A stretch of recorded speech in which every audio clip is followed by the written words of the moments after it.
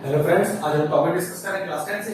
जो चैप्टर लिया है वो है ट्रिग्नोमेट्री और क्वेश्चन आपके सामने लिख दिया है कि टू प्रूव करना है। ये जो क्वेश्चन है वो बोथ सीबीएसई और आईसीएसई बोर्ड में आ सकता है, तो थोड़ा ध्यान से देखिएगा। अब एक रेगुलर ट्रेंड का प्रूविंग का क्वेश्चन है।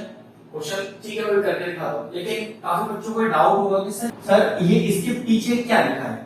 पहली बात तो इस चीज का क्वेश्चन में कोई लेना देना नहीं। फिर ये लिखा क्या है? ये लिखा ये है कि यहां जो आपके पास क्वेश्चन है उसमें जो थीटा है उसका वैल्यू हमेशा 0 डिग्री से बड़ा और 90 डिग्री से छोटा होगा। और ऑब्वियसली बात है, क्लास 10 के अंदर जो ट्रिग्नोमेट्रिक टेबल पढ़ते हैं उसमें कौन कौन से एंगल पढ़ते हैं? 0 degree, 30 degree, 45 degree, 60 degree, 90 degree. तो ये कह रहा है कि यहां जो थीटा की वैल्यू होगी वो 0 से बड़ी और 90 डिग्री से छोटी होगी। तो ऑब्वियसली बात है, होनी भी वही चाहिए। तो सिर्फ ये डिनोट करने का एक तरीका है, बताने का तरीका है। हो सकता है क्वेश्चन में लिख के भी ना आता, तो इसका कोई ना तो नुकसान है ना ही कोई फायदा। ठीक है, मतलब ये कंसेप्ट ही ये लिखी गई है, इसका क्वेश्चन में कोई इस्तेमाल नहीं है। तो इसलिए परेशान मत होना कि सर ये लिखा हुआ है तो इसका कुछ करना तो नहीं क्वेश्चन में। नहीं, बिल्कुल कुछ नहीं करना है। तो बस अपना क्वेश्चन स्टार्ट करते हैं, क्योंकि प्रूविंग का क्वेश्चन है। एलएचएस और आरएचएस आपके पास है, तो नियम लगाते हैं कैसे। सबसे पहले क्वेश्चन कॉपी करेंगे आप अपनी आंसर शीट में।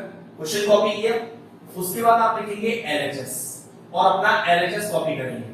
प्रूविंग को करने का यही मेथड होता है। अगर आपको बोर्ड एग्जाम में फुल मार्क्स चाहिए तो आप चाहते हैं कि अगर 4 मार्क्स का क्वेश्चन आ रहा है और आपको 4/4 मिल जाए, तो बिल्कुल पर्टिकुलर स्टेप्स जो मैं बता रहा हूं उसी तरह से क्वेश्चन को स्टार्ट कीजिएगा।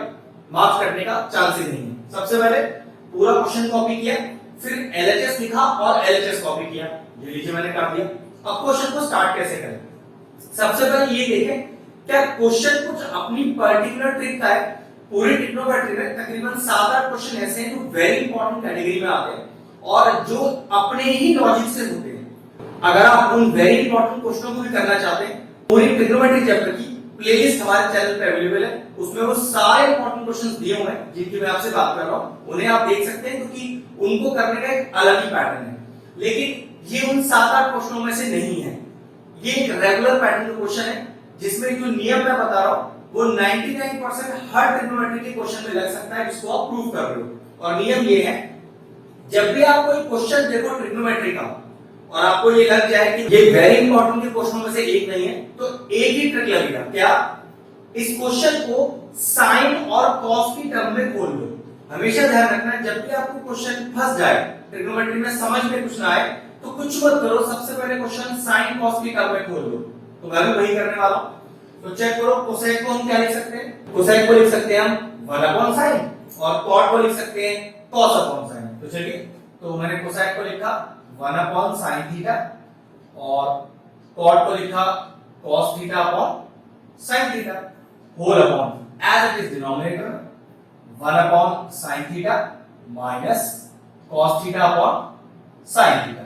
ठीक है, अब साफ देख सकते हैं दो फ्रैक्शनल नंबर के बीच में प्लस और नीचे माइनस। तो जब दो फ्रैक्शनल नंबर के बीच में प्लस या माइनस हो तो क्या करना चाहिए? एलसीएम लेना चाहिए। तो न्यूमरेटर का अलग एलसीएम, डिनोमिनेटर का अलग एलसीएम, और ये विच इंप्लाइज साथ साथ डाल दीजिएगा। तो न्यूमरेटर का चेक करो, एलसीएम क्या आएगा? दोनों साइड sin थीटा लिखा है, तो ऊपर कितना आ जाएगा? 1 cos थीटा। क्या लिया है एलसीएम लेने का? अगर बेस सेम हो तो बेस को एक बार लिख दो और ऊपर वाला numerator as it is copy कर दो, जो भी साइन बीच में लिखा है वो भी लिख दो।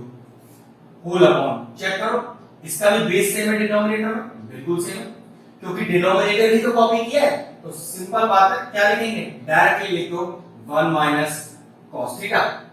ठीक है, sin थीटा से sin थीटा कैंसिल आउट हो गया। क्या बचा अपने पास? अपने पास बचा 1 cos थीटा अपॉन 1 का cos थीटा। अब आरएचएस तो मैच नहीं हुआ, लेकिन इसमें अब ऐसा कोई स्टेप भी नहीं दिख रहा कि इसको यूज करके डायरेक्टली वो आ जाएगा। तो परेशान होने का जरूरत नहीं है। अगर आपको ऐसा लगे कि एलएचएस आपका तकरीबन सॉल्व हो चुका है और एलएचएस में आपको ऐसा स्टेप नहीं दिख रहा कि करने के बाद डायरेक्टली आरएचएस आ जाएगा, तो सबसे आसान तरीका आरएचएस ओपन कर लो। तो उसके लिए क्या नियम? जैसे आपने एलएचएस लिखकर एलएचएस कॉपी किया था, लेकिन उसको सॉल्व करके जहां पहुंचे वो आरएचएस मैच नहीं कर रहा, तो कोई दिक्कत नहीं, आरएचएस लिखा और आरएचएस कॉपी किया। ये लीजिए आरएचएस भी कॉपी कर दिया। अब मैं इसको भी ओपन करूंगा पूरा पूरा और कोशिश करूंगा कि एलएचएस का जो टर्म आया था मेरे पास लास्ट में, ये वाला, इससे मैच हो जाए और 100% मैच हो भी जाएगा। ठीक है, चलिए वही नियम जिस तरह से मैंने यहाँ पर हर क्वेश्चन को साइन और कॉस के टर्म में खोलने की कोशिश करी है, ऐसे यहाँ पर भी मैं साइन कॉस के टर्म में ही खोलने की कोशिश करूंगा।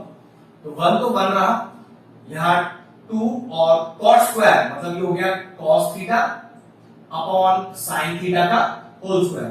कॉट यही होता है, कॉस अपॉन साइन, यहाँ पे तो यही बोला था, स्क्वायर लग रहा है मैंने लगा दिया, plus 2 cosec is 1 upon sine theta और cot is cos theta upon sine theta. ये लीजिए सिंपल है, ट्रिग्नोमेट्रिक रेशियोज खोले हैं साइन कॉस की टर्म में। अब अगला step 1 plus 2 cos square theta upon sine square theta plus 2 cos theta upon sine square theta. Simple multiply किया है, अभी कोई ज्यादा लॉजिक नहीं लगाया।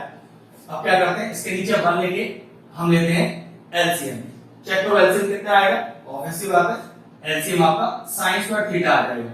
अब 1 में कितना मल्टीप्लाई करूं कि साइन स्क्वायर थीटा आ जाए, साइन स्क्वायर थीटा इनटू ऊपर वाला 1, तो जो कि मल्टीप्लाई होकर साइन स्क्वायर थीटा ही आएगा।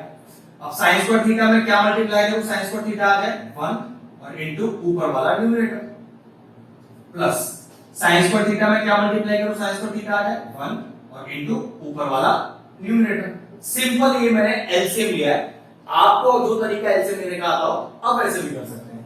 चलिए सॉल्व किया, sine square theta plus 2 cos square theta plus 2 cos theta whole upon sine square theta. अब ध्यान से अगला स्टेप देखो, इस 2 cos स्क्वायर थीटा को cos square theta plus cos square theta लिख सकता हूं, हां बिल्कुल लिख सकता हूं। तो मैंने लिखा sin स्क्वायर थीटा प्लस, अब इसको मैंने लिखा cos square theta plus cos square theta plus 2 cos theta whole upon sin square theta. अब जरा ध्यान से देखा जाए तो sin square theta plus cos square theta 1 identity होता है ट्रिग्नोमेट्री का, तो इसकी जगह 1 लिख दिया, 1 प्लस cos स्क्वायर थीटा और plus 2 cos theta whole upon sin square theta. अब न्यूमरेटर का जरा ध्यान से देखो, 1 को लिख दिया 1 का स्क्वायर तो a स्क्वायर, cos थीटा का whole square is b square और प्लस 2ab। तो देखना आइडेंटिटी तो नहीं बन गई, a square plus b square plus 2ab जो कि होता है a प्लस b का होल स्क्वायर।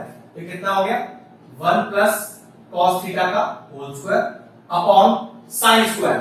अब sin स्क्वायर थीटा को कुछ और लिखा जा सकता है, बिल्कुल लिखा जा सकता है 1 माइनस cos स्क्वायर थीटा। भाई ये आया कहां से, जब मैं बता देता हूं आपको, एक आइडेंटिटी है sin square theta plus cos square theta is equal to 1 और वहां से मैं अगर चाहूं sin स्क्वायर थीटा की वैल्यू निकालना तो what is the value of sin square theta, 1 minus का cos स्क्वायर थीटा। तो मैंने वही लिख दिया यहां पर डिनोमिनेटर में। अब इस डिनोमिनेटर में 1 को मैंने लिख दिया 1 का स्क्वायर, तो क्या ये identity a square minus b square की नहीं बन गई, a plus b a minus b, बिल्कुल। तो न्यूमरेटर को भी दो बार लिख दो, 1 plus cos theta into 1 plus cos theta whole upon denominator में वही एंटी लगाइए, बताई थी अभी 1 minus cos theta 1 plus cos theta. अब देखना जरा 1 plus cos theta 1 plus cos theta चला गया, कितना बचा 1 plus cos theta 1 minus cos theta 1 plus cos theta 1 minus cos theta. देखना हमने अपना एलएचएस कहां छोड़ा था सॉल्व करके, 1 plus cos theta 1 minus cos theta, बिल्कुल मैच कर गया। तो लास्ट में लिखेंगे क्या, since LHS is equal to RHS hence proved. ये लीजिए आपका जो ट्रिग्नोमेट्री का प्रूविंग है वो सॉल्व हो गया।